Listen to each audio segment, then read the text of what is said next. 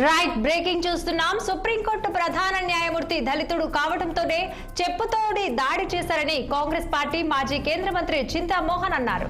ఇక తిరుపతి జిల్లా Gudur tower clock centre వద్ద కాంగ్రెస్ పార్టీ శ్రేణులతో కలిసి మాజీ కేంద్ర మంత్రి నిరసన వ్యక్తం చేశారు. సిజేఐ గవాయిపై చెప్పు విసరడం భారత రాజ్యాంగానికే అవమానకరమని వ్యాఖ్యానించారు.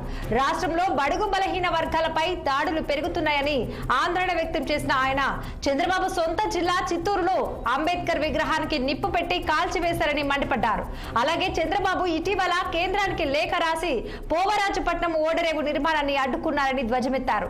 తాజాగా 15 కోట్లు ఖర్చు చేసి కర్నూలులో మోదీ సభ నిర్వహించారని, ఆ డబ్బు ఎవరబ్బ సుబ్బు అని ఇక ప్రశ్నించారు చింతామోహన్.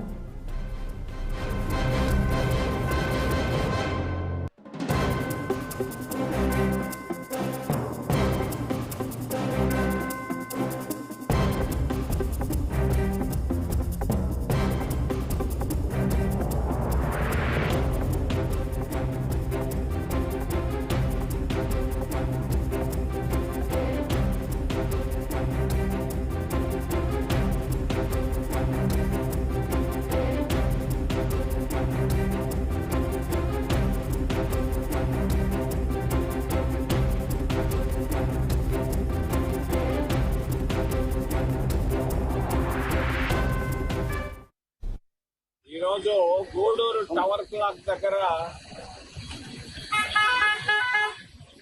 రాష్ట్రంలో కూటమి ప్రభుత్వంలో దళితులు పడుతున్న బాధల గురించి, దేశంలో పడుతున్న బాధల గురించి నిరసన తెలియజేస్తున్నాం. ముఖ్యంగా ప్రధాన న్యాయమూర్తి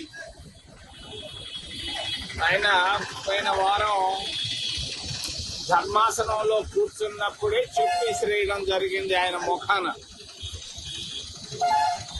ఆయన ఒక దళితుడు కాబట్టి చెప్పి శ్రేశారు. మరి క్రితంలో ఎంతో మంది ప్రధాన న్యాయమూర్తులు ఉన్నారు, ఎవ్వరూ ఆ సాహసం చేయలా.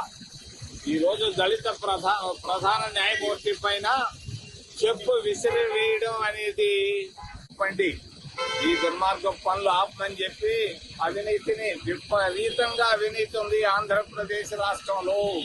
175 మంది ఎమ్మెల్యేలు, 150 మంది ఎమ్మెల్యేలు తినడం ప్రారంభించారు. చివరిలో పోలీసుల గురించి ఒక్క మాట మాట్లాడదలుచుకున్నారు. మరి నాకు అడిగారు నిన్న పోలీసులు, నువ్వు అందరిని గురించి మాట్లాడుతుంటావా, మమ్మల్ని గురించి కూడా ఒక మాట మాట్లాడు. ఏం మాట్లాడాలనంటే వాళ్ళకి టీఏలు ఇవ్వటం లేదంట. ఈరోజు కర్నూలుకు పంపించారు. కర్నూలుకు పంపిస్తే వాళ్ళకి 1500 2000 ఖర్చు అవుతుందంట బస్ ఛార్జీలు. అవి ఇవ్వటం లేదంట. టీఏలు ఇవ్వకుండా ఆపేశాడంట చంద్రబాబు నాయుడు. కాంగ్రెస్ ప్రభుత్వంలో మాకు టీఏలు అన్ని సరిగా ఇచ్చేవాళ్ళు. మరి అంతేగా జీతాలు కూడా 1వ తేదీ రావటం లేదంట పోలీసులకి, 3-4 తేదీల్లో ఇస్తున్నారంట.